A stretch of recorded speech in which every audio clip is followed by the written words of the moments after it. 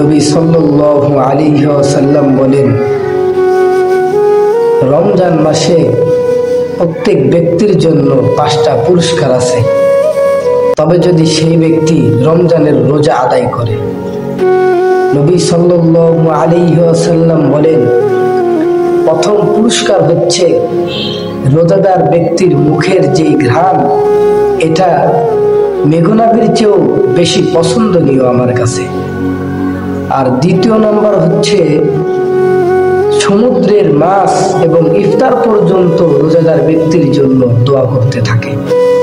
তৃতীয় নম্বর হলো রোজাদার ব্যক্তির জন্য প্রতিদিন জান্নাতকে সজ্জিত করা হয়, এই জন্য যেন রোজাদার ব্যক্তি মৃত্যুবরণ করার সঙ্গে সঙ্গে জান্নাতে যে সেই জান্নাতের সুন্দর জান্নাতের মধ্যে সে আনন্দের সহিত ঘুরতে ফিরতে পারে।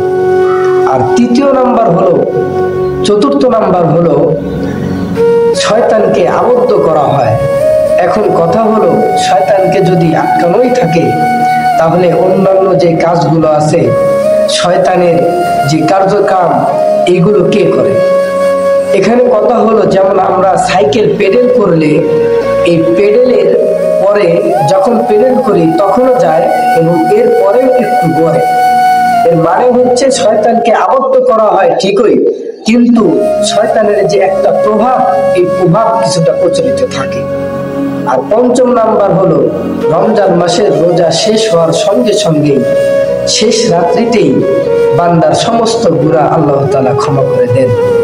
অতএব আগামীতে সামনে রমজান মাস চলে আসতে ইনশাআল্লাহ আমরা চেষ্টা করব এই পুরস্কারগুলো একটাও যেন আমাদের কাছ থেকে